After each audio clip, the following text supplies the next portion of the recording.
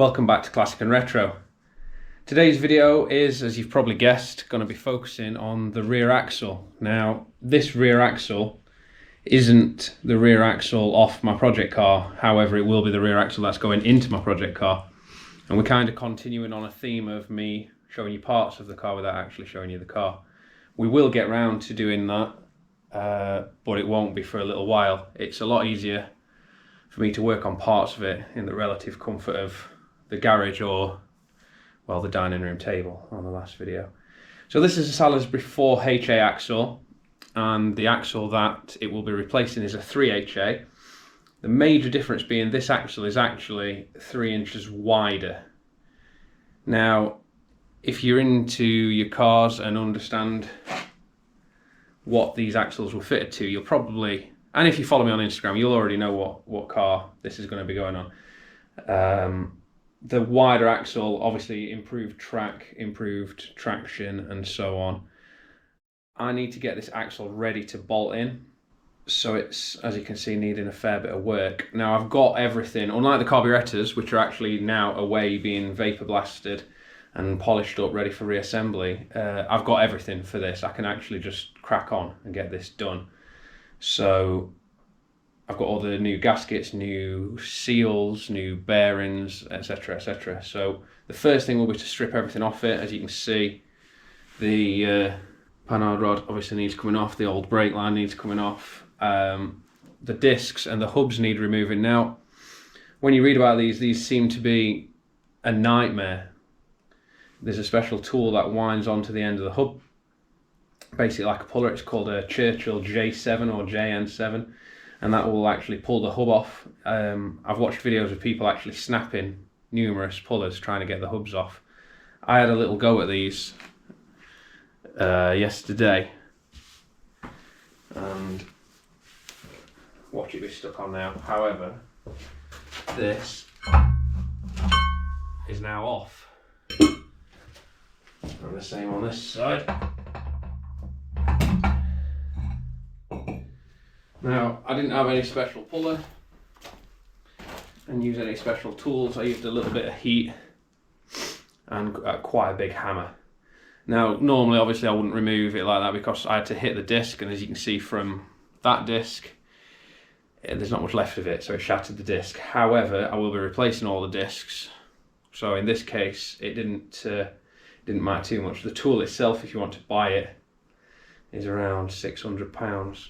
And although I found all the dimensions online and was planning on having one made, which I might still do, for the interest of progress and the interests of another video, I thought it would best to just do what I needed to do to get the discs off and make some progress. So the first thing will be removing all the parts that we don't want. Second thing will be cleaning the axle up and giving it a coat of paint. Replacing all the bearings, bushers, gaskets, seals, etc. Rebuilding it ready to go in the car. So yeah, let's crack on.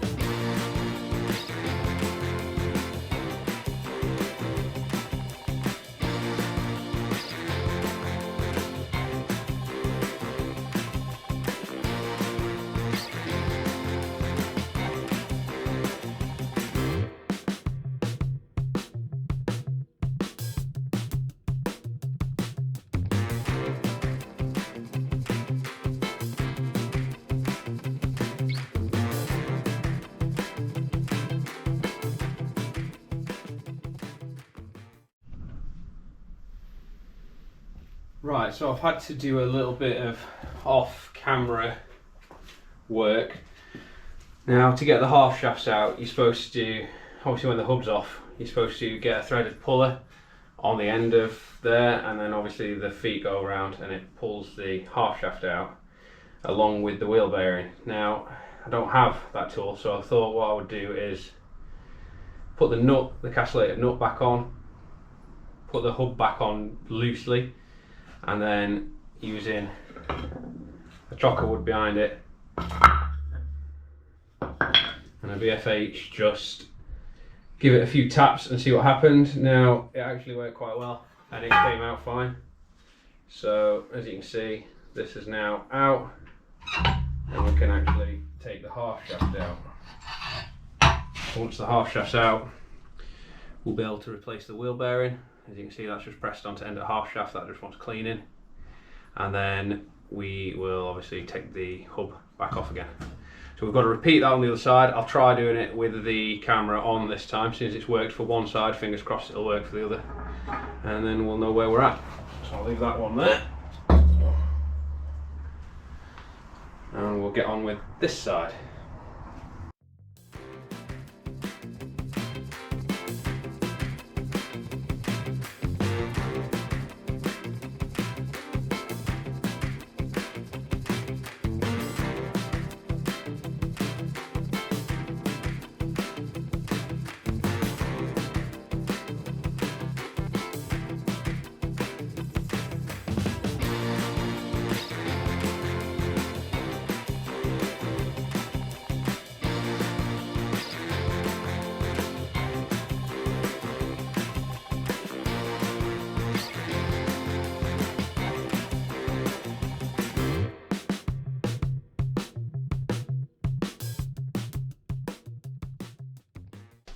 As you can see, it's worked exactly the same on that side. So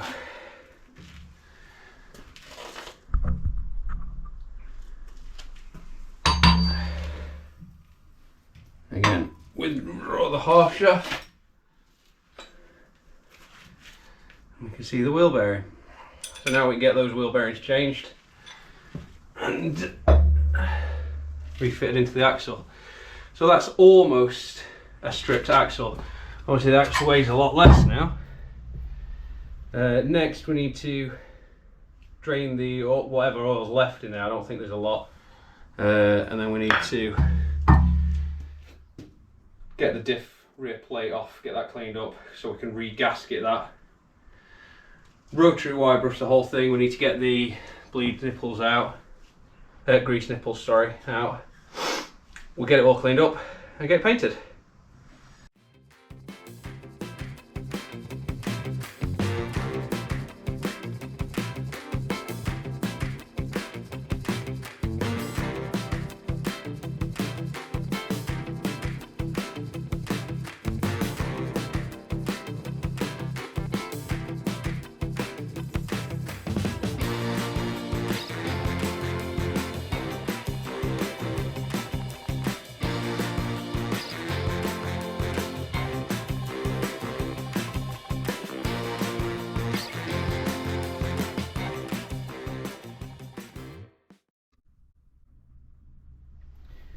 A little bit more off-camera work, which for you will have been a few seconds, but for me was the better part of half an hour.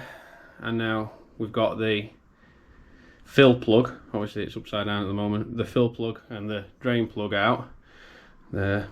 Now I've had to butcher them quite a bit to get them out, a combination of mole grips, heat, WD-40, a hammer, yeah, you name it, but they're out. The threads are fine in the axle. The fill and drain plugs are not so good, so I'll order a couple of them. Although they probably could be reused, I don't want to. So now I need to drain the oil out and then remove the ring of bolts around there, get the diff cover off. So we'll get that done. And aside from the grease nipples and that back plate, we're ready to start cleaning it and get a coat of paint on it.